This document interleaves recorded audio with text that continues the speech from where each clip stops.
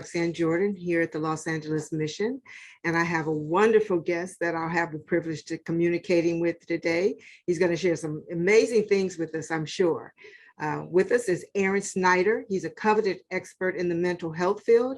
He's treated people from all walks of life, ranging from corporate CEOs, public figures, to youth risk. Sorry about that. Can we do it one more time? Okay. Yeah. I'll just slow down. Aaren Snyder is a coveted expert in the mental health field. He has treated people from all walks of life, ranging from corporate CEOs, public figures, to at-risk youth.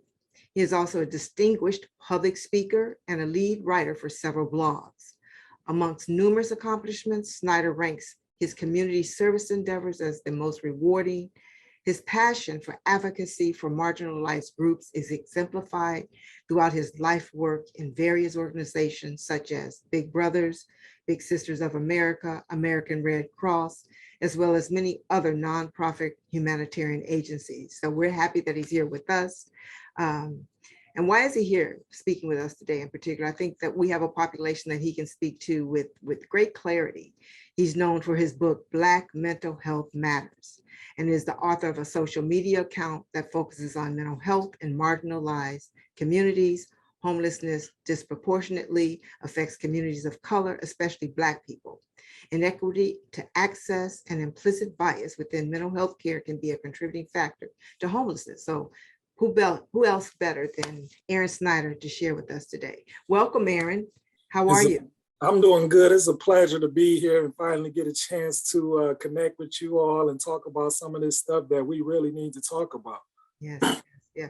I mean, it's a serious matter, and I'm going to jump right in. I had the privilege to read your book, and I was like amazingly surprised because I feel like you've taken major complex constructs, broken them down into simplistic ways for the average reader to understand and be invited in. I mean, you bring the language of mental health right into the community to people who really need to hear it.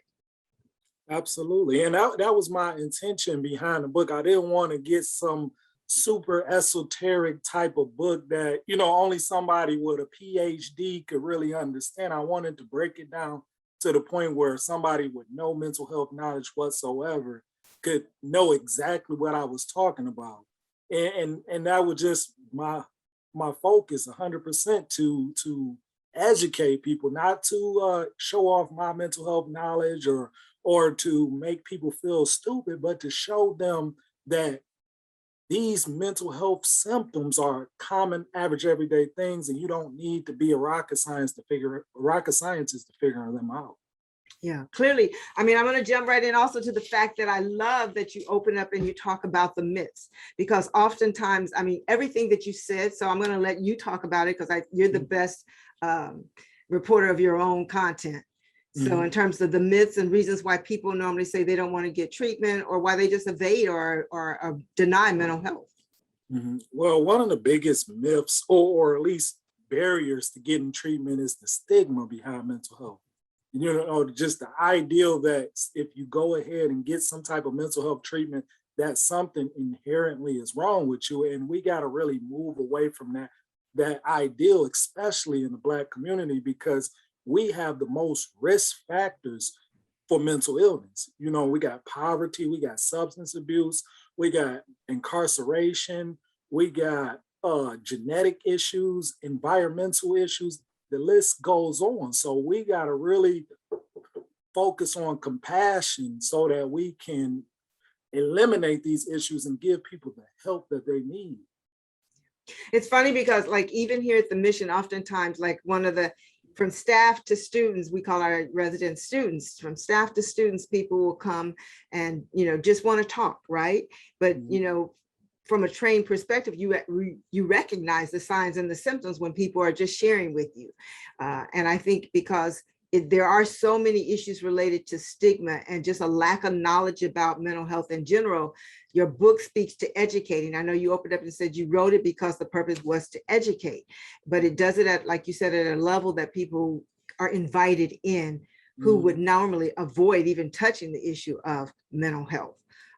So talk to me a little bit. I mean, we said the myths, but why don't you talk about some of those specific myths openly while we have this opportunity, because maybe someone watching hasn't read your book. And I just love the points that you brought out. Like one, someone will think I'm crazy. You start out with that one. Yeah, that's the big one. That's the most common one. But another one is that we can somehow pray away our mental illnesses. When you go and have a problem with your car, the mechanic doesn't tell you just go pray about it. Or if you have some type of physical ailment, the doctor doesn't tell you just pray about it. Nobody tells you that. But when it comes to mental illness, somehow people don't have a level of respect for those illnesses that they take them serious enough to understand that a professional must be involved to intervene in order for that illness to be rectified. So that's one of the biggest myths that is a barrier to mental illness treatment. People don't really respect it because of the myth of you can pray it away. And another myth that I come across a lot is that it's a sign of weakness. That people think that certain types of people get mental illness. And the truth of the matter is mental illness doesn't discriminate. And that was one of the main reasons behind me writing the book, to let Black people know that we aren't above mental illness. We can have mental illnesses just like anybody else. And a lot of times they tell us to be strong. That's what our culture is predicated on.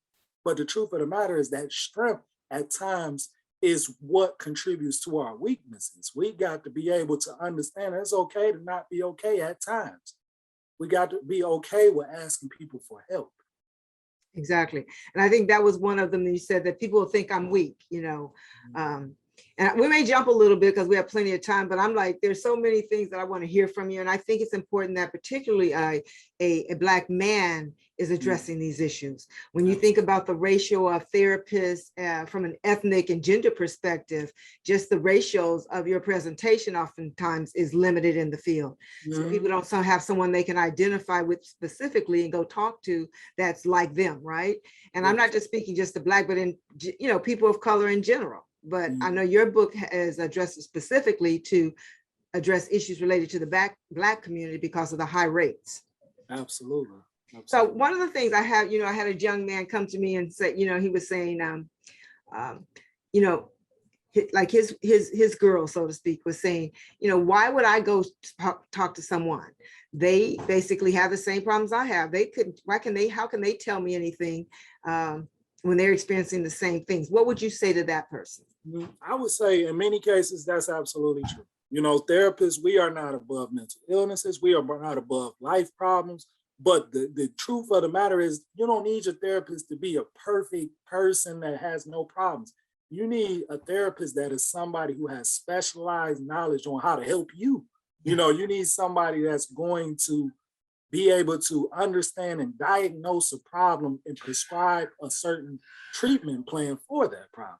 It's more beneficial to see a therapist than it is to talk to a friend on the street, because the friend on the street is going to have a certain level of bias. They're going to have a certain level of ignorance about certain problems, such as anxiety, such as depression, such as bipolar or relationship issues. So that therapist is somebody who has a specialized knowledge in the areas that you come to mental health treatment for.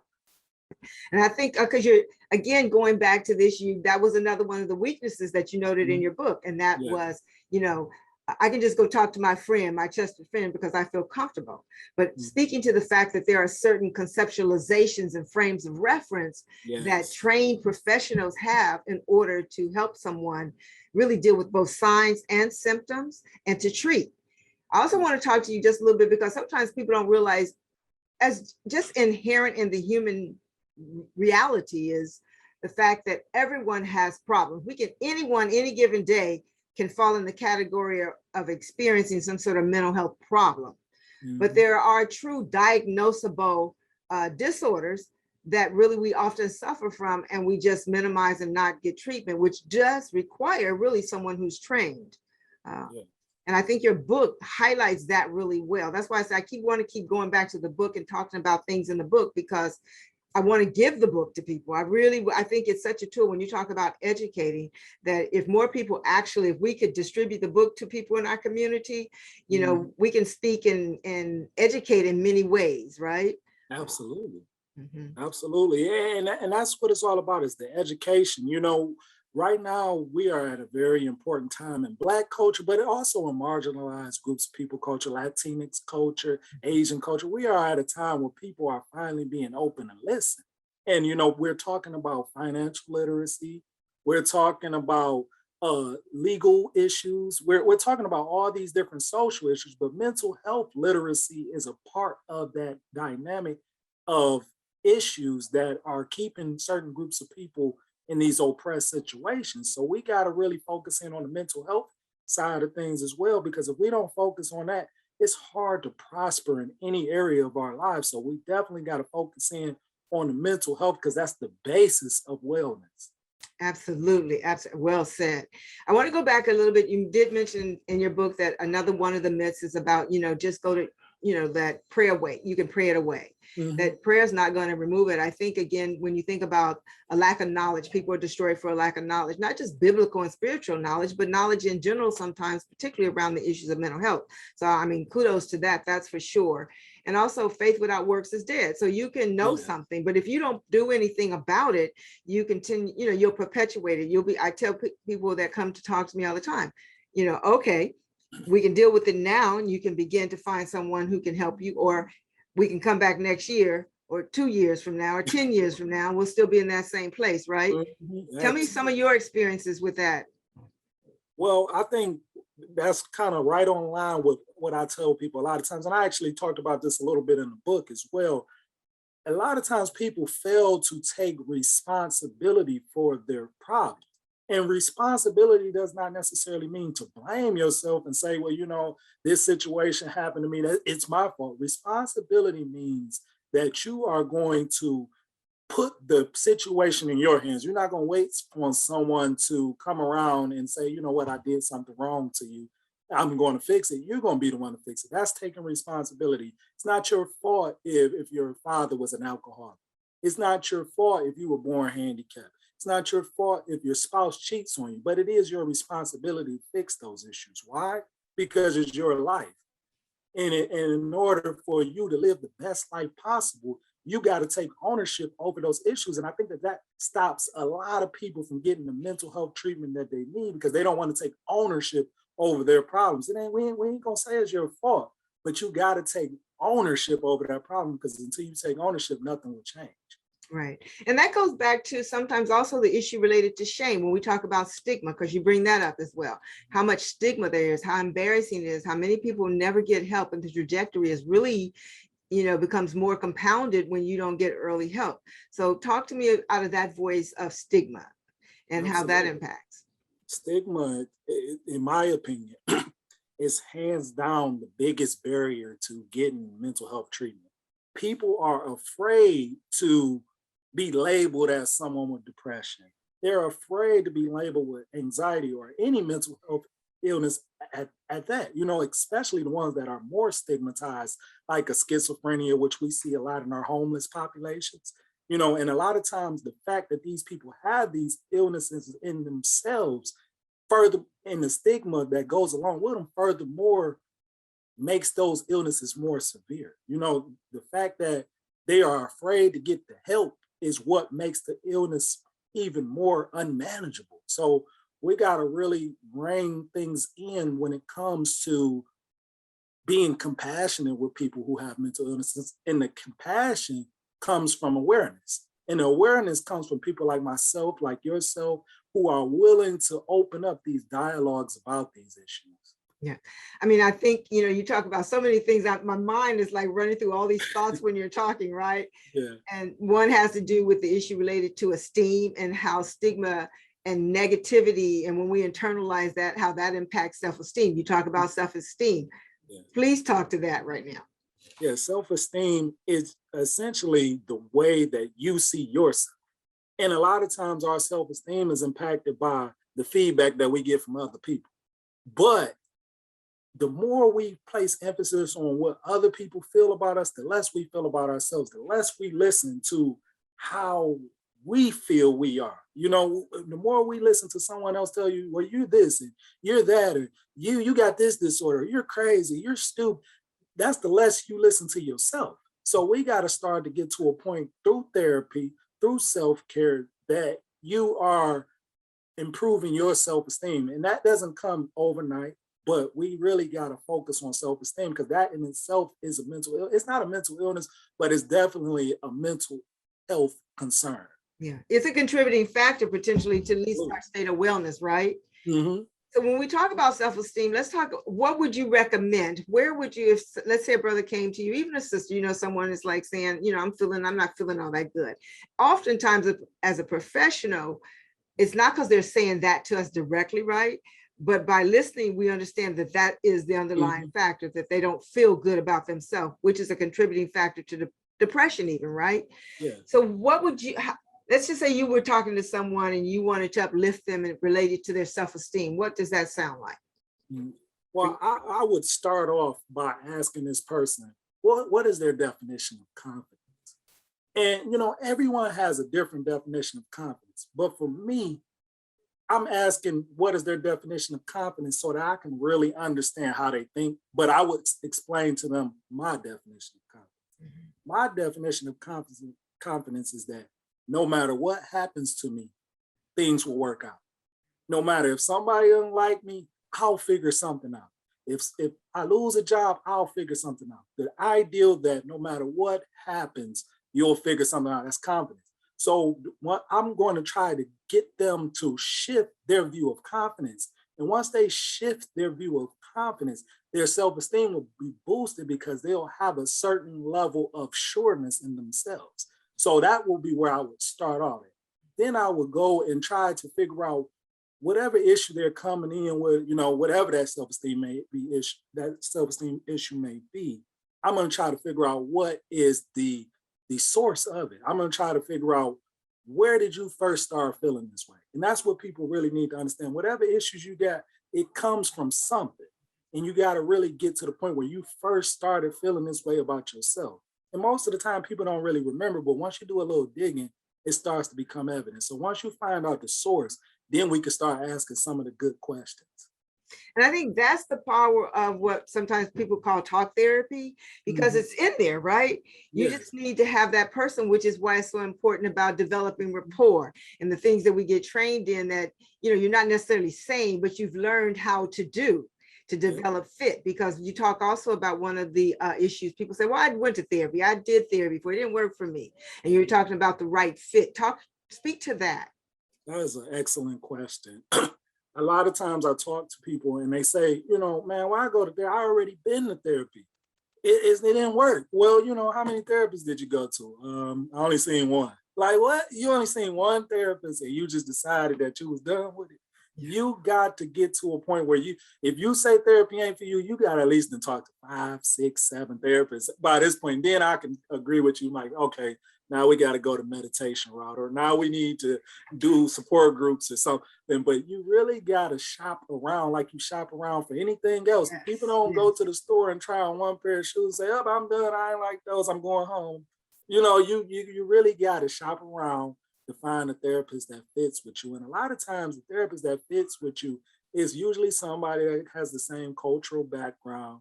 It's usually somebody that's maybe around the same age as you. It's usually somebody of the same gender. Those type of things are the things that you need to focus on when you're looking for a therapist. But those aren't the only factors. You need to find somebody that's empathetic and compassionate. You need to find somebody that's culturally competent, so on and so forth. No, exactly. But it also, your lighting. Yeah, I'm gonna turn it back on real quick. Okay. What just happened with the lights?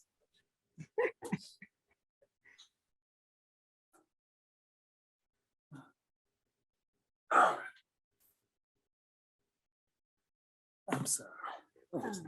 Welcome back. But it's funny, I'm going to segue and use that because I feel like I was thinking about today, and I was thinking when I read your book, we're talking about light and darkness. So, it's hard to see things in darkness. When we are in depression is like a disease of darkness, right? Isolation, you're in that dark place, where whatever that looks like inside. And when the light goes out, but your book and who you are and what you speak to is a source of light. And we need more light shining in on this issue related to mental health. across the board culturally, across the spectrum of people of color in general. So I'm going to use that as we need light. And you mentioned the issue about faith. I think when you started talking about, we need a different frame of reference in terms of how we think that it contributes to our self-esteem. But that in a way is where sometimes I also see as a faith-based organization that we see that we contribute to the benefits of people getting well, because they're coming in, they're receiving positive word out of the word of God that helps them to be transformed and change the way they think. But we know that it's not just that, it is the Spirit of God also moving in your actions to hopefully send you the right person as a therapist as well. Absolutely. Yeah.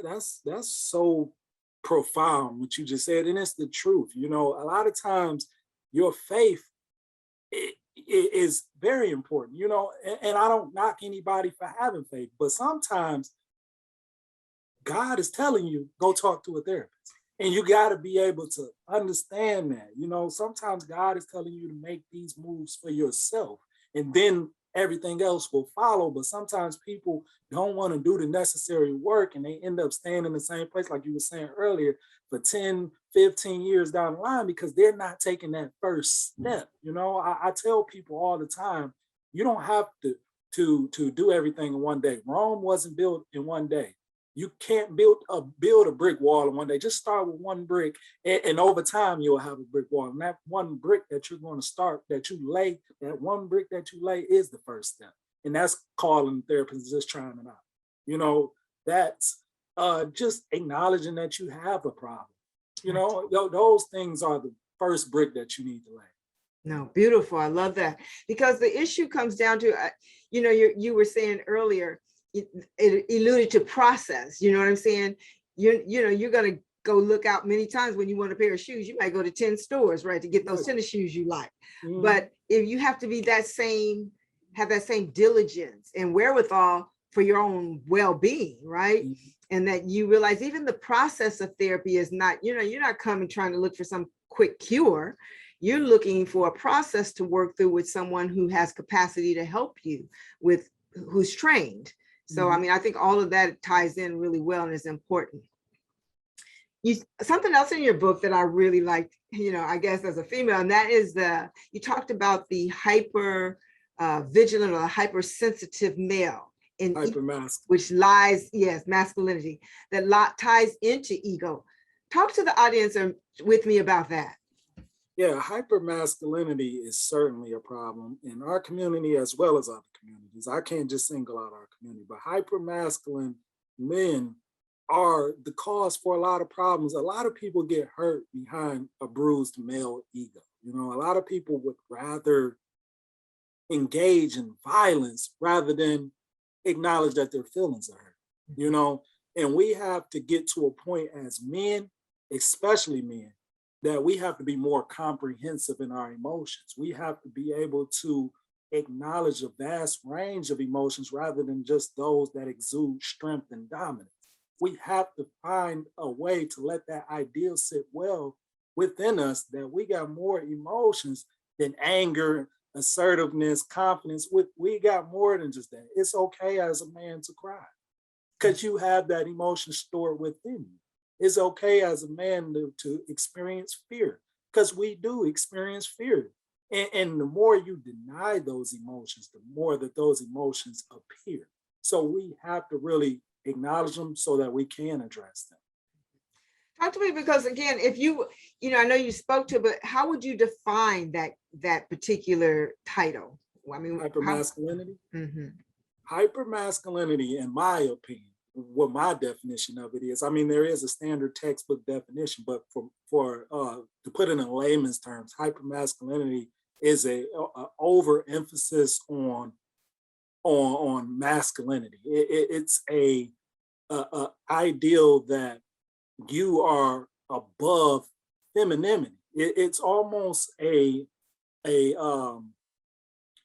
certain stigma against anything that is beyond masculinity. And how do you relate that specifically? How does that manifest itself when you think about mental health and mental illness? Well, a lot of men, like I was speaking about before, a lot of men are afraid to acknowledge certain emotions. There's a lot of men out here who are afraid to say that someone hurt their feelings. There's a lot of men out here who are afraid to say that they feel hurt about being abandoned as a child or that they're experiencing financial hardship. And that hyper masculinity in itself perpetuates certain mental illnesses like anxiety, like depression, like PTSD. You know how many people there are, and I'm sure in Los Angeles, who have trauma, who are afraid to talk about the trauma because they don't want to appear weak. So where does those traumatic feelings go? You know, they just manifest in dysfunctional behaviors. That's where they go. Most people who engage in this, what we call a thug lifestyle, are just traumatized individuals redistributing that trauma. You know, and we got to really get these young men and young women of color and other races as well. We got to get them the help that they need. We have to let go of our hyper masculine ways in order to really get the health and wellness that we need. And I think that speaks to it. That's why, you know, when we opened up, I talked about just, you know, giving you kudos and accolades for being a Black man who has traveled this path and is come back and is knowledgeable to speak to the population, because you have to sometimes see people like yourself who exhibit the very attributes that you're trying to ask other people to take on. Like, I think in our population, it shows up in how it manifests itself. Is like we have the women's program, the men's program. Well, we automatically have every woman in the program go get a mental health evaluation upon entry, right? But what we realized was sometimes with the men, there was so much pushback, right? About, I don't need to go.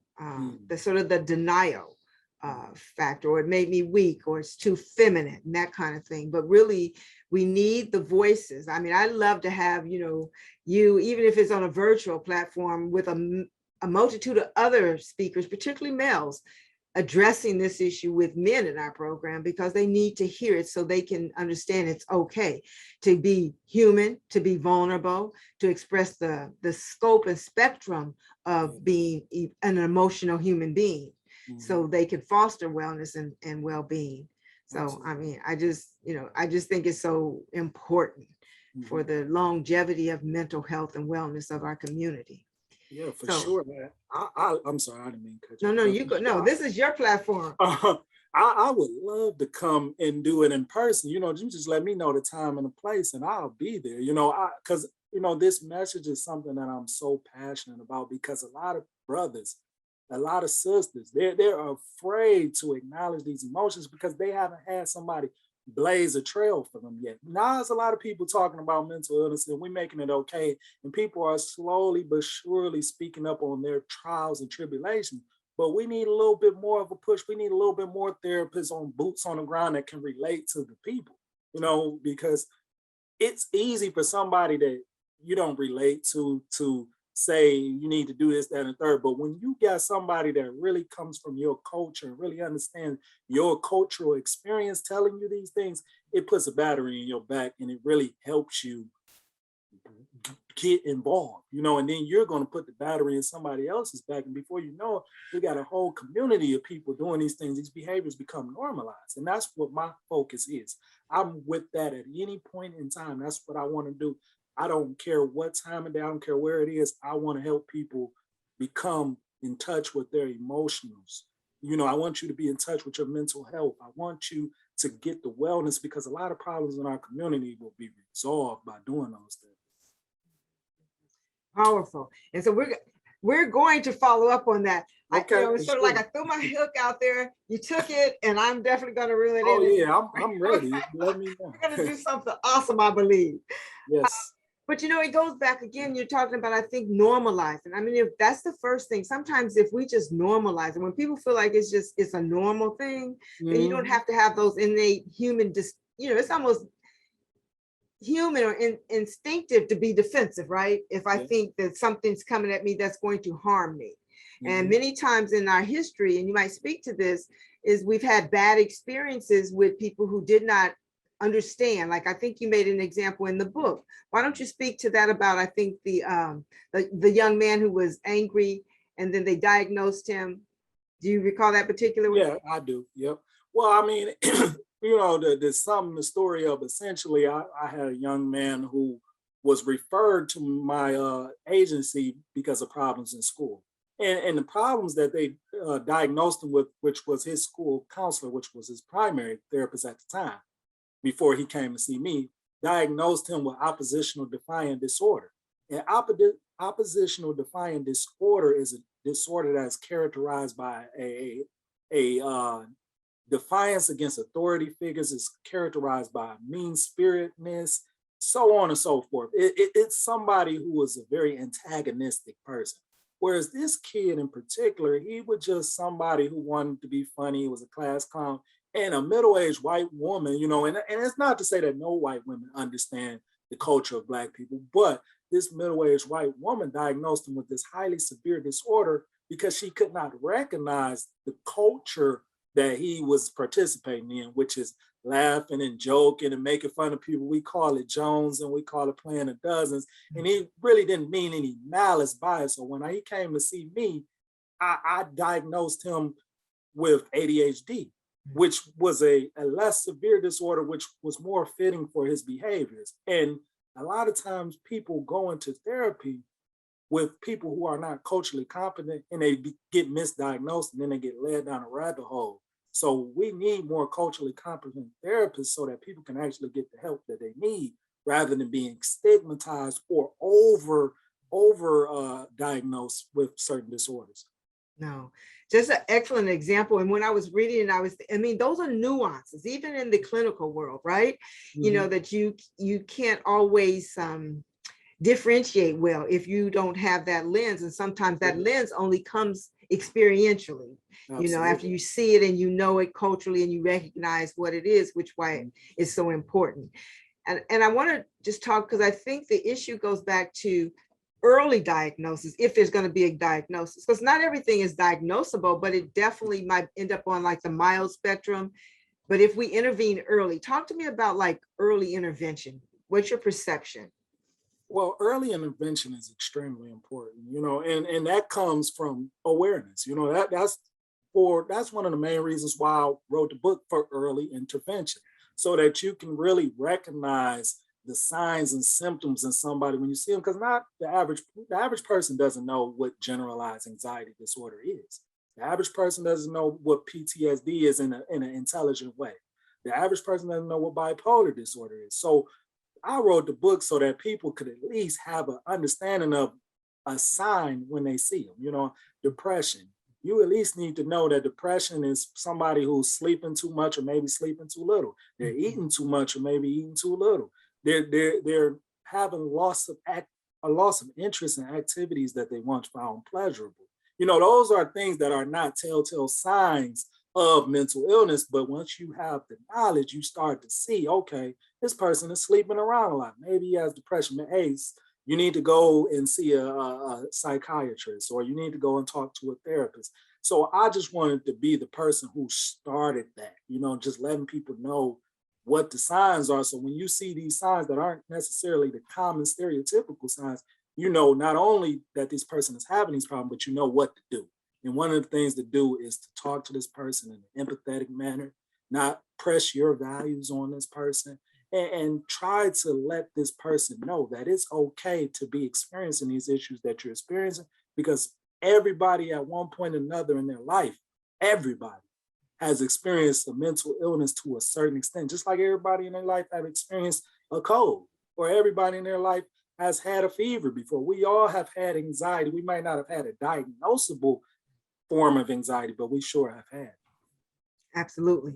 And I think as you're alluding, even with that young man that you saw, being able to intervene early, so that, because think about the trajectory of someone's life, that if we don't do early intervention, the adverse impact to their life over time, being stigmatized repetitively, we wonder why we talk about mass incarceration and all the things. Oftentimes people are just attempting to self-medicate, even with substance, right? Because they missed out on getting the treatment for a mental illness that's actually there. Yeah. No, awesome. Yeah, that's so true.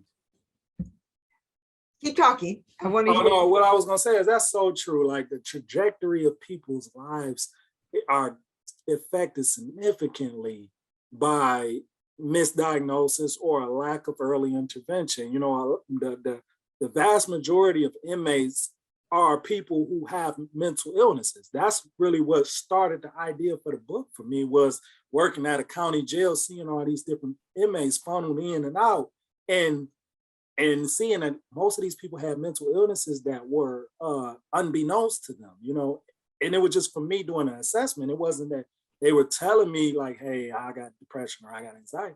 I was just doing an assessment, and I was seeing like, okay, this guy here got PTSD, this guy got anxiety, this guy got depression. And none of these people ever, like, I would say if I seen 100 people, I would say maybe 5 of them actually had been diagnosed with a mental illness before, but 100 of them were mentally ill. You know what I mean?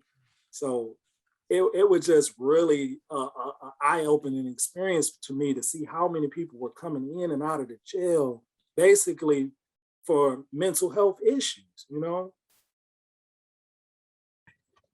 Talk to me about some statistics. Do you have any, that come to mind in terms of just stats related to mental health, and particularly in the African-American community? Mm-hmm. Yeah, I was one that really is something that comes off mind is 1 in 5 people experience a mental illness at some point in their life. So that means if you take any random 5 people, at least one of them would have a mental illness at some point in their life.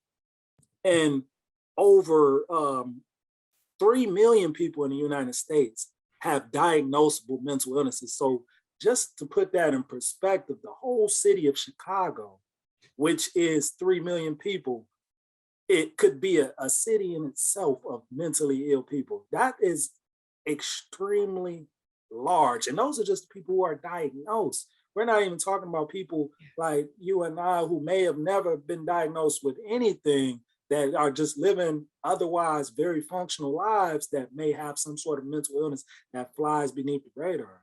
And when we talk about ADHD, one of the most common disorders, that is a disorder that is very prevalent in the African-American community. And it's prevalent in the African-American community because there is no early intervention. A lot of people have these problems and they never really get addressed. They just get swept under the rug. These people get further marginalized through being in remedial classes, through being in mass incarceration, through self-medicating, through drugs and alcohol. So we really got to focus in on the disproportionality of mental illnesses in our community. Absolutely. When you, if you had the best of all worlds, what would the Snyder movement look like? Well, the Snyder movement, that's a great question, by the way. The Snyder movement for me would look like a movement in which we are getting multiple, or several, should I say, several influential people to speak up on their mental illness so that we can influence the masses to speak up on their mental illnesses or their mental or emotional problems. The movement for me will be a movement where everyone at every job, every school would be okay with speaking on mental illnesses, and as well have at least a baseline knowledge of mental health concerns, at least a baseline knowledge of mental illnesses, at least a baseline knowledge of how to remedy certain mental illnesses, like, at least a mental health toolkit or a first aid basis, what I mean? Like, at least know how to do some coping skills, at least know how to journal, at least know what we need to do to rectify some of these issues. That's what the movement will look like to me, where everybody, every single person has at least a baseline knowledge of mental health. Well, I think I'm just gonna say we're gonna be a part of that movement. And I'm sure the movement's already out there, but I'm believing that we're gonna partner and do some heighten, bring more light to this issue, bring more people to the table. I would love something to happen, like we said here at the Los Angeles Mission, bringing some of our residents out into the light, because I think if people are able to freely come and say, take off the chains and step forward and share, then they begin to break free from some of that stigma, some of the bondage, and be able to really get the treatment that they need. But they truly need people like yourself who are out in the front addressing it from a knowledgeable perspective, not just us talking about it, but being able to provide, like you said, a toolkit that we could create a day where really we're also giving toolkits, right? Mhm.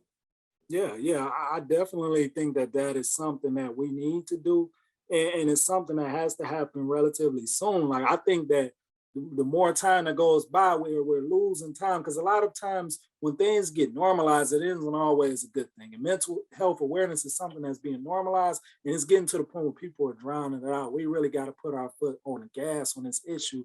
Why everybody's talking about it to really educate the masses? Because the more we educate people, the more we can help them.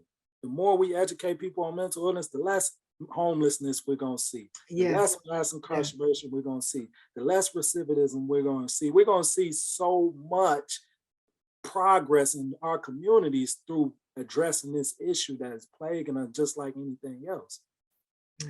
well, I think we're coming down to our time now. And it was just like, I've had such a great time. It was so easy. This is sort of like my first time engaged in this process. And it's like jumping in the water. So making the movement, I'm part of the movement. Whoever's leading the movement, I want to be a part of it. And I look forward to hearing from you. So anything that any closing words or comments, anything you like to leave with our team, our people listening? Yes, what I would like to leave you all with is this simple message. Um, it's okay to go ahead and get mental health treatment. Don't let anyone stop you from doing what is best for you. Don't let anybody stop you from being a leader in this wellness movement that we are trying to start right now. Because at the end of the day, the things you do to help someone else could actually save their lives. You know, being able to intervene is something that it can be life changing. We all need to be boots on the ground in this battle for mental wellness. We all are in this fight together. And the more people we can get in this fight, the better our society can be. Awesome. I love that. My heart is touched. I love it. It was a pleasure being with you today, having you just to interact. And I look forward to what we're going to do in the future. Absolutely, me too. Take care. Okay. Go buy his book. I recommend the book for everyone. And I'm not just saying that because he's our guest today. I'm telling you, it's an easy read. It will open you up. I believe if you believe in the Holy Spirit will speak to you through the book. Oh, yeah. Again, the name of the book is Black Mental Health Matters by Aaren Snyder. Mhm. Get the book.